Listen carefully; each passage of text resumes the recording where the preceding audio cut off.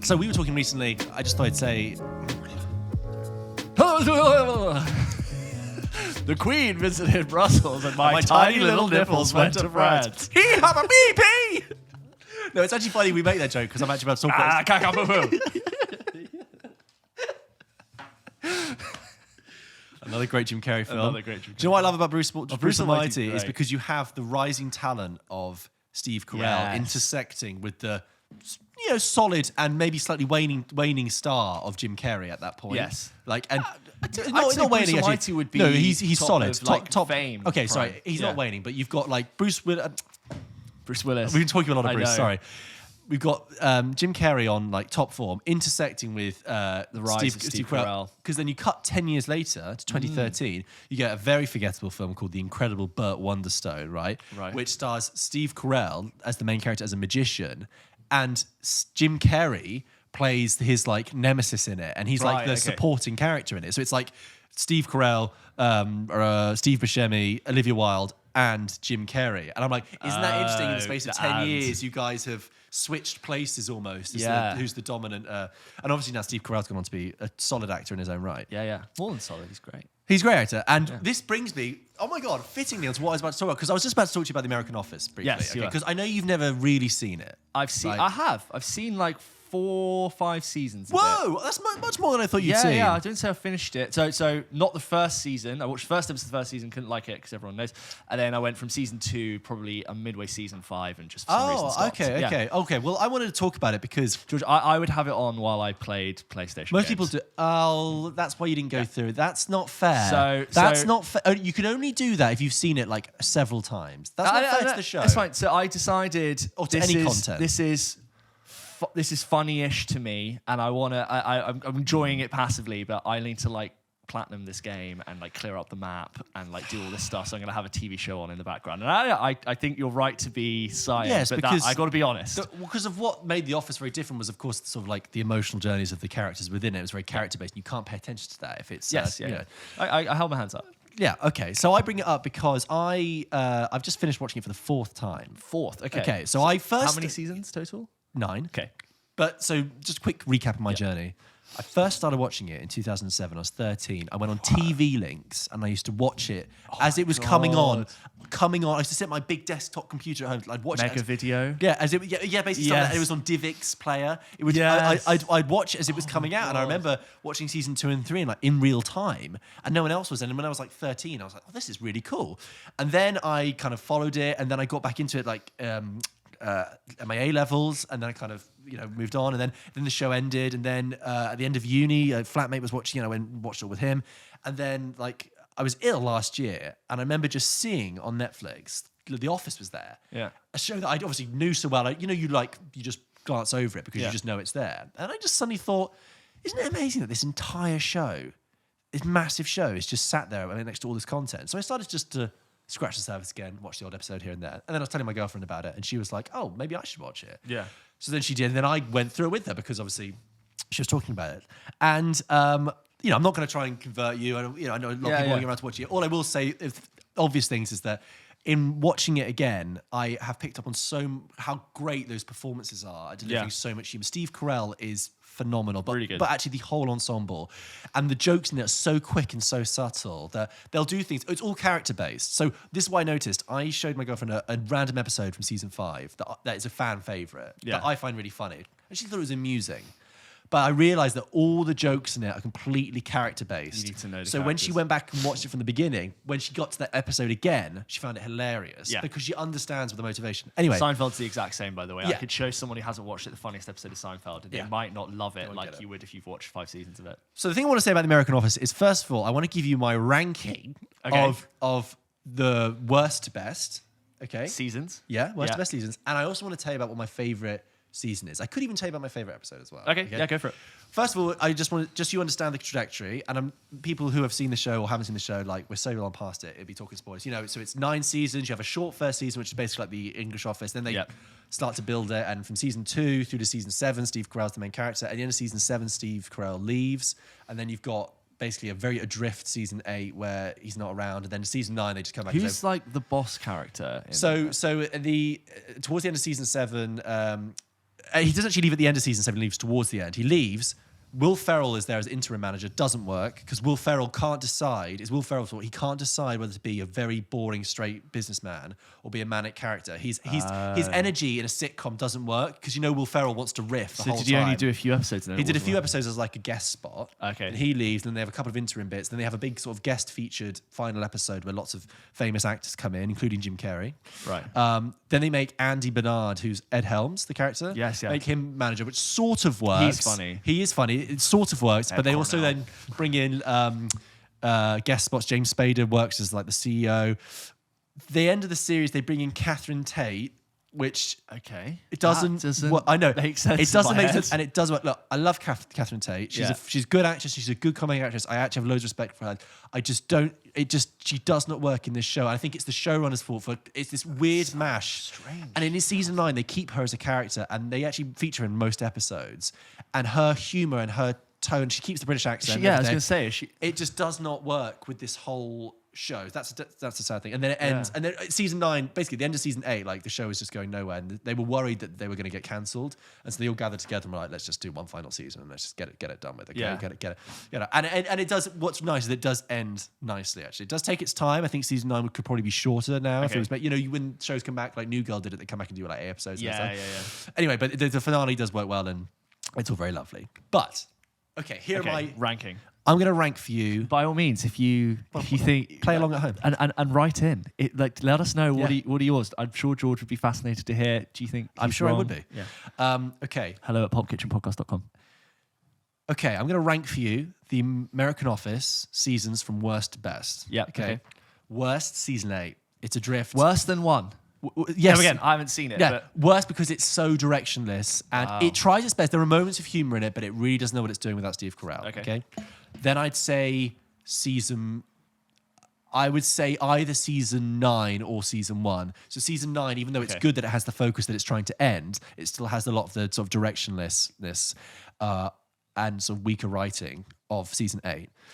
Then I'd say season 1, because season 1 is the one where it's just basically the English Office, but they're making it American. But I do think the jokes are still funny, but maybe it's because I'm an English person watching it. I'm like, I still find this funny. Right, okay. But there is this clearly an identity crisis. But those 3 are definitely the bottom 3 It seasons. felt like, again, not seen it all the way through, but it felt to me like when Steve Carell stopped trying to do David Brent and made his own thing, that is when the show was... Yeah, when they broke away from it, exactly. They tried to try and be too close to it. So those 3 are definitely the worst. And then I'd say... Season 6, solid season, but actually like it hasn't got any sort of like emotional intrigue or like creative innovation. It's just a bit flat. It's just a bit of a flat season. Yeah. Anyway, I'm not going to dwell on these too long because people might not see them. Right.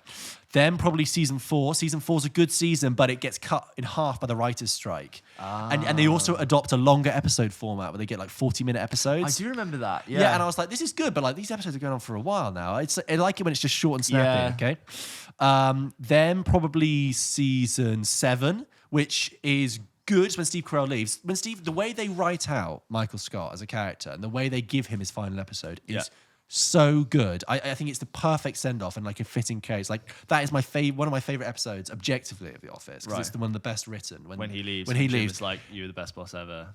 When Jim's, but it's just so good. So you didn't see that, but you've seen clips of it. I've seen clips. Right. I know it's famous. But it's really good. But then the remaining... They were really crying. The remaining like 5 episodes of season 7 are like totally awful because they just don't know what to do without him. And this is, they've given interviews and like Jenna Fisher was like, I don't know what...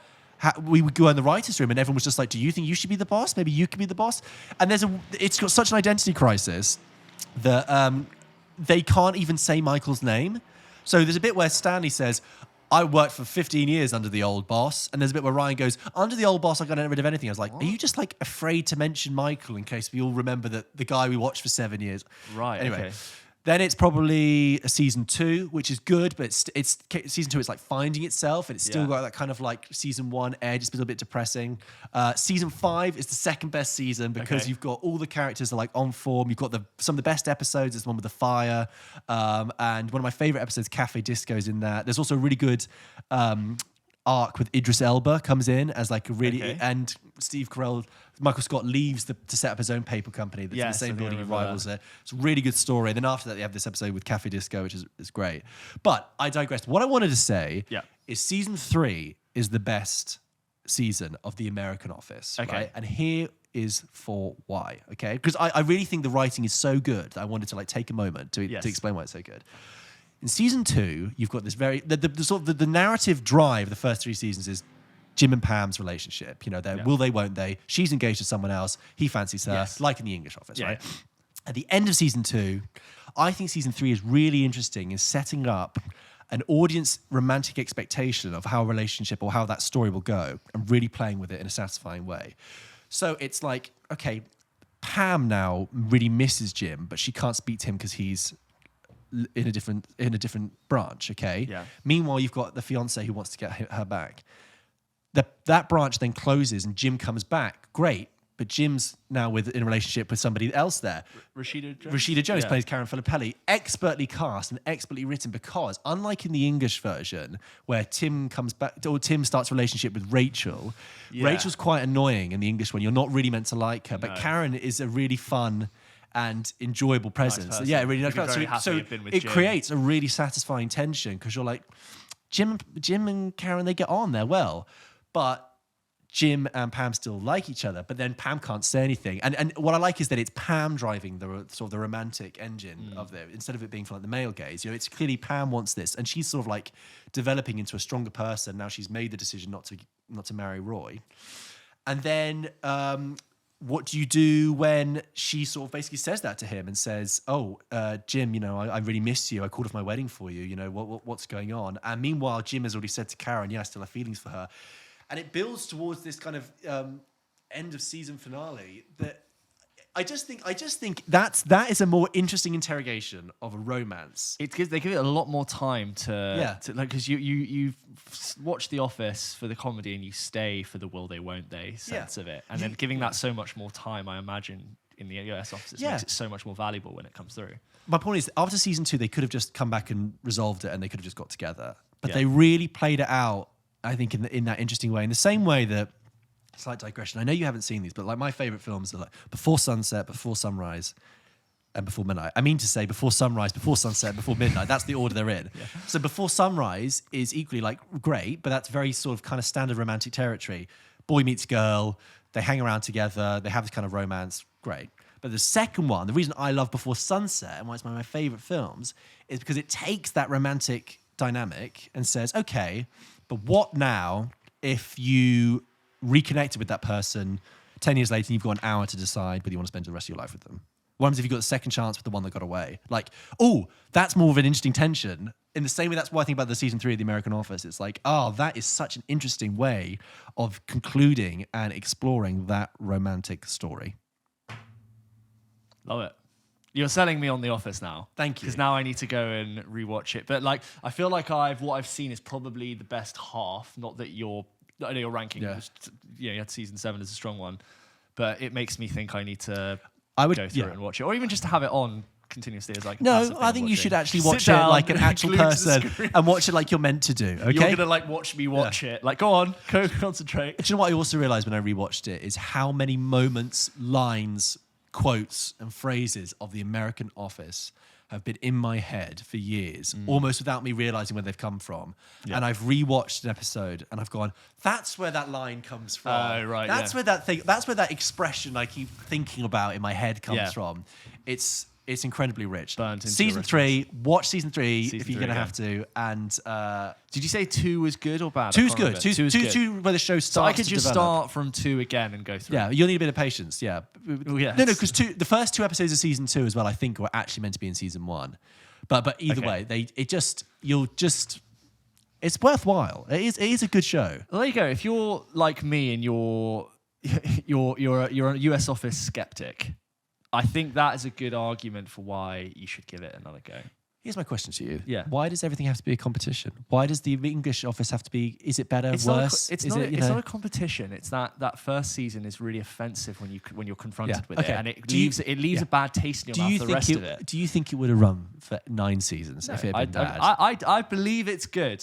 It's just one of those things where like the UK Office was my shit. Yeah. Was my thing. And that's just why it left such a bad taste in my mouth. And I don't deny people who say it's good. I'm like, yeah, it is. And I've given it like a good go. I need to give it another go. Can I actually say maybe I would put the first season at the bottom because of all as the worst season. Because actually, when I told my girlfriend to go back and watch them, you're going to not even tell her to watch it. I didn't tell her to watch season 1. I said start for season 2 because it's almost redundant. It's like full start. Has she seen UK Office? No, right? But she should do now.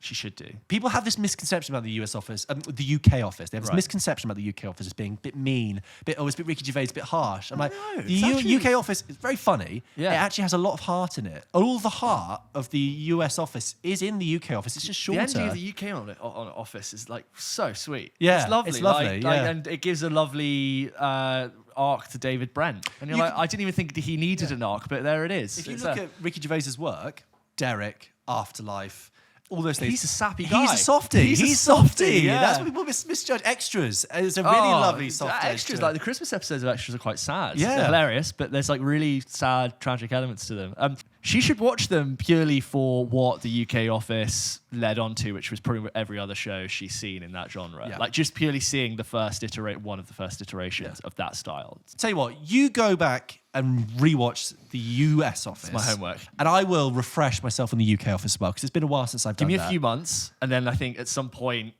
in the future, we will come back to this. I will have a fresh perspective. I'll have watched it slowly over however long. And you didn't even see the episode where Michael Scott meets David Brent. No, but I know that's a thing. I would look forward to that. That would be cool. That would be cool. Thank you for listening to this episode of Pulp Kitchen. We've got fresh episodes coming out every Wednesday. Don't forget, we've got plenty of new content coming out on the channel as well. And please give this video, if you're watching, a like and subscribe. It really does make a difference. And if you're listening, please leave us a review. Send it to your friends. Follow us on TikTok. Follow us on Instagram. And contact us, DM us or email us if you have questions, answers, reviews, hot takes. We'd love to hear from you. hello@pulpkitchenpodcast.com. Well done. See you next week.